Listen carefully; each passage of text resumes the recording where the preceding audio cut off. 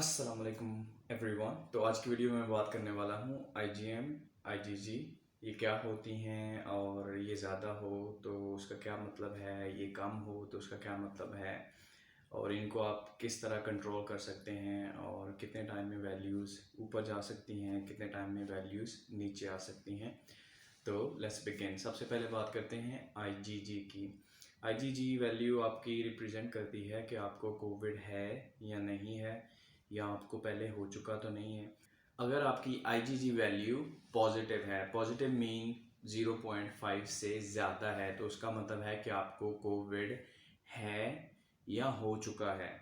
अगर आपका PCR negative है तो उसका मतलब आपको कोविड नहीं है, आपको कोविड पहले हो चुका है। वो कितना पहले हो चुका है वो आपकी वैल्यू पे डिपेंड करता है। अगर आपकी वैल्यू 0.5 से काफ़ी ज़्यादा है, डबल है, अराउंड 1 है, अराउंड 0.9 है, इस तरह है, तो उसका मतलब आपको 2-3 माह से जो है ना 2-3 माह पहले कोविड हो चुका है। अगर आपकी 0.7 0.6 के अराउंड है तो मतलब आपको कोविड 5 महीने 4 महीने जो है ना पहले हुआ था।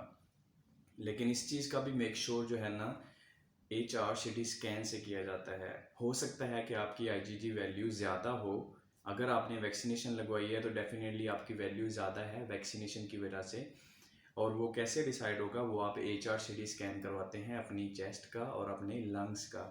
अगर वो HRCT स्कैन ओके आता है, उसमें कोई इन्फेक्शन नहीं है, तो उसका मतलब वो आपकी वैल्यू पॉजिटिव मतलब 0.5 से ज़्यादा वैक्सीनेशन की वजह से है। ठीक है, तो आपने सिंपली उस वैल्यू को ज़्यादा दे के ये डिसाइड नहीं कर लेना कि आपको कोरोना पहले हो चुका है। आपका वो डिसाइड होगा आपके कि आप वैक्सीनेटेड हैं। अगर आपको वैक्सीनेशन लगी है तो वो हो सकता है वैक्सीनेशन की वजह से वैल्यू ज़्यादा हो।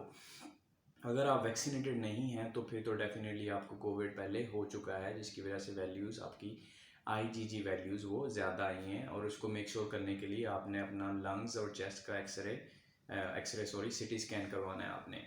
ये तो होगी आईजीजी के बारे में कि आईजीजी से हमें पता चलता है कि क्या हमें कोविड पहले हो चुका है या नहीं। ठीक है, अब आप बात करते हैं आईजीएम की। आईजीएम वैल्यूज़ हमें बताती हैं कि हमारे जिस्म में एंटीबॉडीज़ वैल्यू कितनी हैं, ज़्यादा हैं या कम हैं। और ये वैल्यूज़ डिसाइड करती हैं कि हमारी बॉडी कितनी स्ट्रांग है कोविड के ख़िलाफ़ फाइट करने के लिए। अगर आपकी ये वैल्यूज़ ज़्यादा हैं, यहाँ पे भी जो है ना बात आ जाती है, for vaccinated person is different और नॉन वैक्सीनेटेड के लिए is different.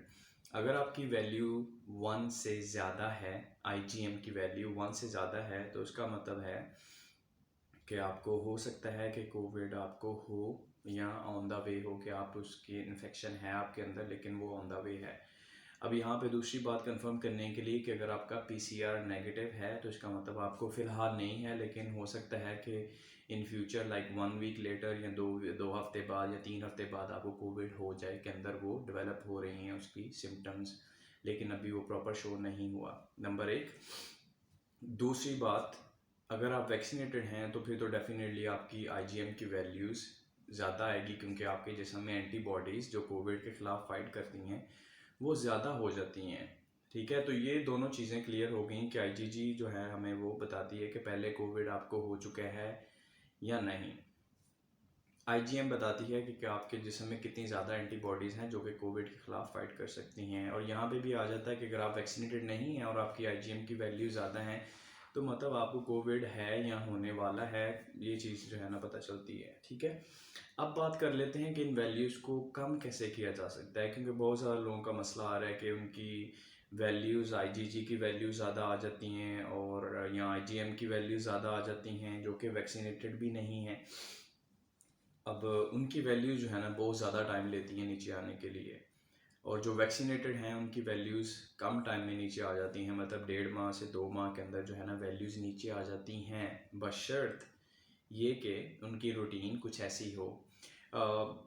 It's same for non vaccinated as well and for vaccinated as well, मतलब दोनों के लिए ये चीज़ें जो बताने लगा हूँ ये सेम है। अगर ये फॉलो करें आप तो आपकी वैल्यूज़ नीचे आ सकती हैं, आईजीजी की भी और आईजीएम की। पहली बात ये है कि आपको अपनी नींद पूरी रखनी है, don't sleep too late. Number 2, आपको एक्सरसाइज करनी है at least 2 to 3 kilometres every day.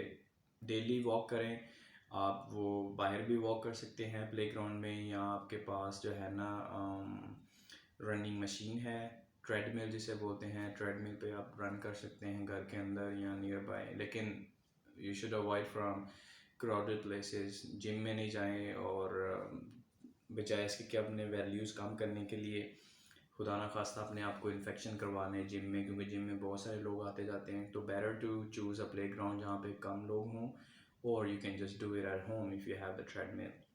Number 3 is you should eat citrus fruits.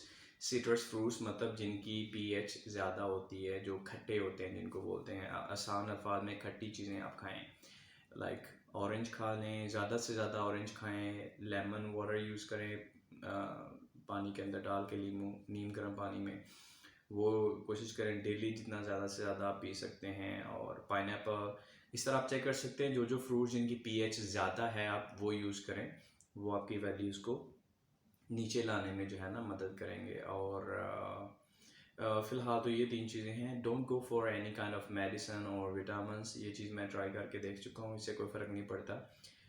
उल्टा आपको साइड इफ़ेक्ट्स होते हैं। बहुत सारे लोग हैं आपको बोलेंगे ये विटामिन की ये गोली खा लो, ये कैप्सूल ले लो, ये इंजेक्शन जो है ना ये वाला यूज़ कर लो।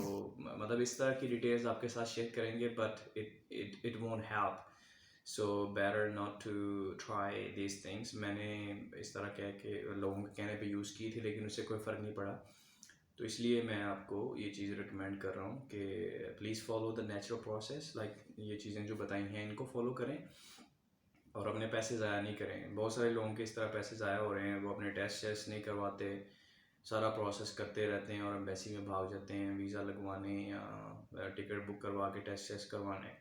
सबसे पहले ये चीज़ें अपनी सारी खुद मेक श्योर करें। When everything is okay then you should go for the visa.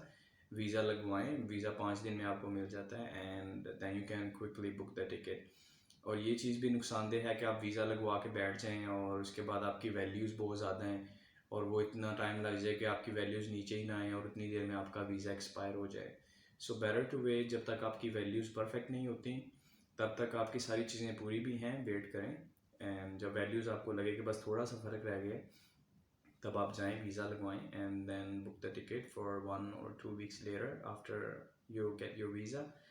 And yeah, that's the whole process. A lot of friends were asking me about this, so I just thought like, okay, let me make the video. And if you have any questions, let me know. You can comment below. अगर आपने कोई चीज़ पूछनी है, still आप unclear हैं, तो आप comments में मेरे से वो चीज़ पूछ सकते हैं, and I will be happy to help you. So that's all for today, and if you want me to explain anything else or make any other video on any topic about the visa and other questions, let me know. See you in the next video. Bye for now.